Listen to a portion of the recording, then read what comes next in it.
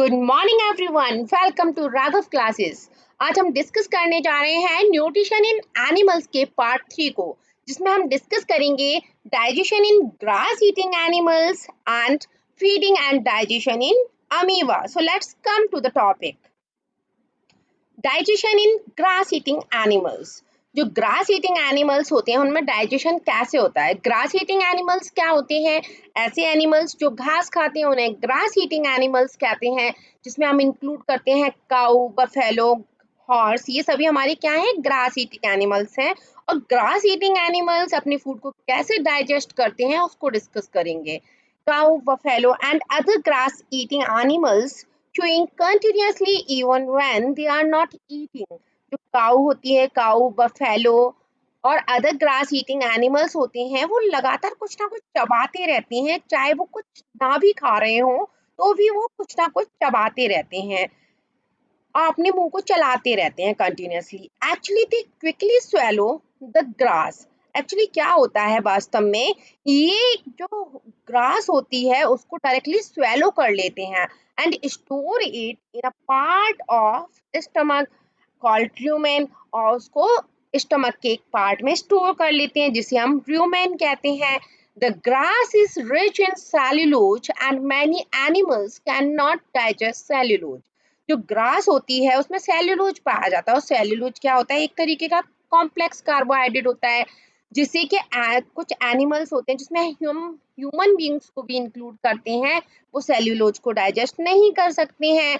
The cellulose of food is digested in human by the action of certain bacteria.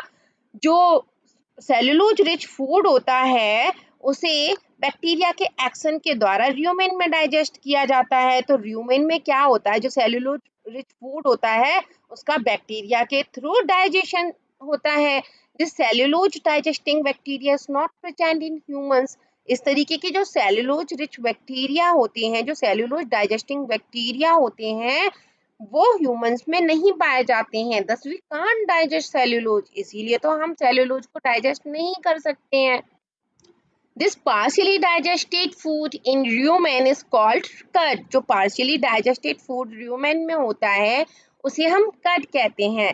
Then cud return to the mouth in small lumps and the animals chew it.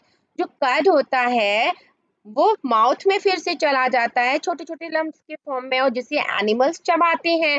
This process is called rumination and this animals is called ruminants. इस process को rumination कहते हैं, और इस तरीके के animals जो कि र्यूमिनेशन की प्रोसेस शो करते हैं उन्हें र्यूमिनेंट्स कहते हैं। एनिमल्स थोरोली च्यू द कड एंड swallow इट अगेन। जो एनिमल्स होते हैं वो पूरी तरीके से इस कड को चबा लेते हैं और फिर से इसको swallow कर लेते हैं, निगल लेते हैं। This time the chewed cud does not go back to the rumen but to the other compartment who complete digestion। इस समय क्या होता है? जो च्यूड कड होता है, जो चबाया हुआ कड होता है, वो र्यूमेन में ना जाकर वापस र्यूमेन में नहीं जाता, वो अदर कंपार्टमेंट में चला जाता है फूड के कंप्लीट डाइजेशन के लिए। आप इस पिक्चर में देख सकते हैं, ये ग्रास ईटिंग एनिमल है, काऊ है जो कि ग्रास खाती है। आप देख सकते हैं इस काऊ ने ग्रास को डायरेक्टली स्वेलो कर लिया, और ये स्वेलो की गई ग्रास जो है वो स्टोर कहाँ होती है? स्टमक के पार्ट में, स्टमक के एक पार्ट में स्टोर हो जाती है। इस पार्ट को क्या कहते हैं? र्यूमेन कहते हैं। और जो र्यूमेन होता है इसमें क्या है? कुछ बैक्टीरिया प्रेजेंट होते हैं जो कि सेलुलोज रिच फूड को डाइजेस्ट करने का काम करते हैं। हमें पता है जो ग्रास ईटिंग एनिमल्स ने खाई है उसमें सेलुलोज प्रेजेंट होता है, जिसको डाइजेस्ट करने का काम जो र्यूमेन में प्रेजेंट बैक्टीरिया है वो करते हैं। अब जो र्यूमेन में जो पार्शियली डाइजेस्टेड फूड था उसे हम क्या कहते हैं? कड कहते हैं। और ये कड क्या होता है? ये वापस से जो ग्रास ईटिंग एनिमल्स है उनके माउथ में चला जाता है, जहां पर कि ये इसको चबाते हैं और फिर से स्वेलो कर लेते हैं, और स्वेलो करके ये जो फूड है, जो पार्शियली डाइजेस्टेड फूड था, वो स्वेलो कर लिया। अब वो जो डाइजेस्ट हो गया फूड पूरी तरीके से, इन्होंने उसको चबा लिया। अब ये फूड कहाँ गया? फिर से ये फूड र्यूमेन में ना जाकर अदर कंपार्टमेंट में चला जाता है, इसलिए फूड के कंप्लीट डाइजेशन के लिए। तो इस तरीके से जो ग्रास ईटिंग एनिमल्स हैं उनमें डाइजेशन की प्रोसेस कंप्लीट होती है। Now we will discuss feeding and digestion in amoeba. अब हम पढ़ेंगे अमीबा में किस तरीके से अमीबा फूड को इनटेक करते हैं और उनमें डाइजेशन की प्रोसेस होती है। So let's come to the topic. अब अमीबा क्या होते हैं? ये माइक्रोस्कोपिक सिंगल सेल्ड ऑर्गेनिम्स होते हैं। जो ये अमीबा कैसे होते हैं? माइक्रोस्कोपिक मींस अमीबा को हम माइक्रोस्कोप की हेल्प से ही देख सकते हैं, नेक्ड आई से नहीं देख सकते हैं। ये सिंगल सेल्ड ऑर्गेनिज्म होते हैं। इट मींस ये एक ही सेल से, एक ही कोशिका से मिलकर बने होते हैं।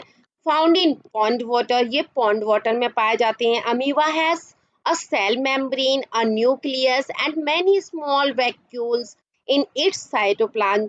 अब जो अमीबा होता है इसमें सेल मेम्ब्रेन, न्यूक्लियस और काफी स्मॉल वैक्यूल्स और साइटोप्लाज्म में पाए जाते हैं। सेल मेम्ब्रेन पाई जाती है, न्यूक्लियस पाया जाता है और जो सेल में जो फ्लूइड होता है उसे साइटोप्लाज्म कहते हैं और साइटोप्लाज्म में काफी सारे वैक्यूल्स पाए जाते हैं। Amoeba constantly change its shape and position. जो अमीबा है वो लगातार अपनी शेप को, अपनी पोजीशन को चेंज करता रहता है। Its body has finger like projections called pseudopodia और false feet.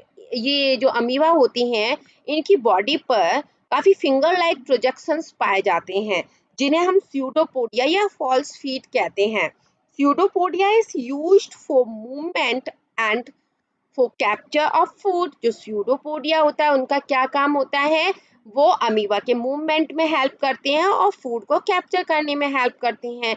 Amoeba feeds on सब माइक्रोस्कोपिक ऑर्गेनिम्स। जो अमीबा होता है वो कुछ माइक्रोस्कोपिक ऑर्गेनिम्स को भी खाता है। When it sense food, जब वो फूड को महसूस करता है, it pushed out pseudopodia around the food particles। जब वो फूड को महसूस करता है तो ये क्या करता है अमीबा? अपनी जो स्ट्रक्चर है, जो स्यूडोपोडिया का जो फिंगर लाइक स्ट्रक्चर होता है उसको है ना फैला देता है फूड पार्टिकल्स के चारों ओर एंड एनकल्फ इट, और इसको खा जाता है। The food becomes trapped in food vacuoles. जो फूड होता है उसको ये फूड वैक्यूल्स में ट्रैप कर लेते हैं। Digestive juice act on the food and break it down into simpler substance. और जो फूड वैक्यूल्स होते हैं उसमें डाइजेस्टिव जूसेस सीक्रेट होते हैं जो कि फूड पर एक्ट करते हैं और फूड को ब्रेक डाउन कर देते हैं सिंपल सब्सटेंस में। Gradually the digested food is absorb. धीरे धीरे क्या होता है? जो डाइजेस्टेड फूड होता है वो एब्जॉर्ब हो जाता है। The absorb substance are used for growth, maintenance and multiplication. और जो एब्जॉर्ब फूड होता है, एब्जॉर्ब फूड सब्सटेंस होती हैं वो किस काम आते हैं? वो अमीबा की ग्रोथ करते हैं, उसके मेंटेनेंस और उसके मल्टीप्लिकेशन में काम आते हैं। मल्टीप्लिकेशन मीन्स वो अपनी नंबर्स को बढ़ाने में काम में लाता है। The undigested residue of the food is expelled outside by the vacuole.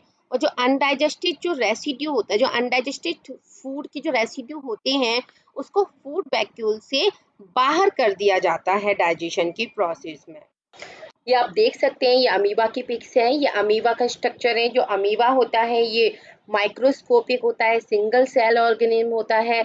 इसमें सेल मेम्ब्रेन प्रेजेंट होती है, इसमें न्यूक्लियस प्रेजेंट होता है। जो सेल मेम्ब्रेन के अंदर इसमें इसकी सेल के अंदर साइटोप्लाज्म होता है। साइटोप्लाज्म में काफ़ी सारे स्मॉल वैक्यूल्स पाए जाते हैं, फूड वैक्यूल्स, डाइजेस्टिव वैक्यूल्स आप देख सकते हैं। इसमें काफ़ी सारे वैक्यूल्स प्रेजेंट होते हैं। तो ये क्या है? आपका अमीबा का पिक्स है और ये अपनी जो स्ट्रक्चर को कंटिन्यूसली चेंज करता रहता है।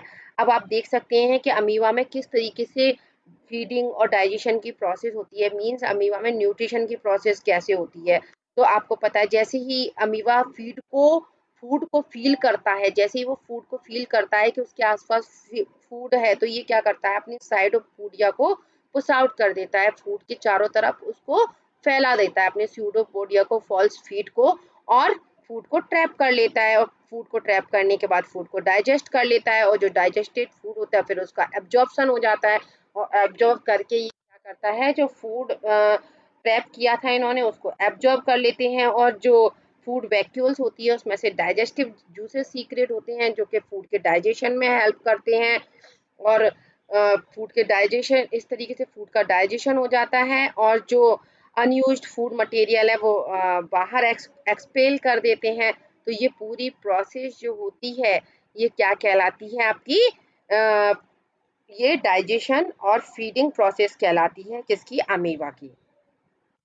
इस तरीके से आपने देखा कि जो अमीबा का न्यूट्रिशन होता है, अमीबा में जो न्यूट्रिशन की प्रोसेस होती है, उसमें भी है ना वही 5 स्टेप्स इंक्लूड होते हैं जो कि ह्यूमन के डाइजेशन में होते हैं। इसमें इंजेशन की प्रोसेस होती है, इंजेशन में फूड को इनटेक करते हैं, देन उसका डाइजेशन होता है, डाइजेस्टिव जूस की हेल्प से डाइजेस्ट किया जाता है फूड, देन एब्जॉर्ब किया जाता है फूड, एब्जॉर्ब करने के बाद जो फूड होता है वो उनके मेंटेनेंस, ग्रोथ और मल्टीप्लिकेशन में काम आता है। देन उस फूड का एसिमिलेशन करते हैं और एसिमिलेशन के बाद जो अनयूज्ड फूड होता है उसको इजेशन प्रोसेस के थ्रू बाहर निकाल देते हैं। तो इस तरीके से ये फूड के पूरे डाइजेशन की प्रोसेस अमीबा में शो होती है। आई होप आपको वीडियो समझ में आया होगा। If you like my video please subscribe my channel. Thank you. Have a nice day.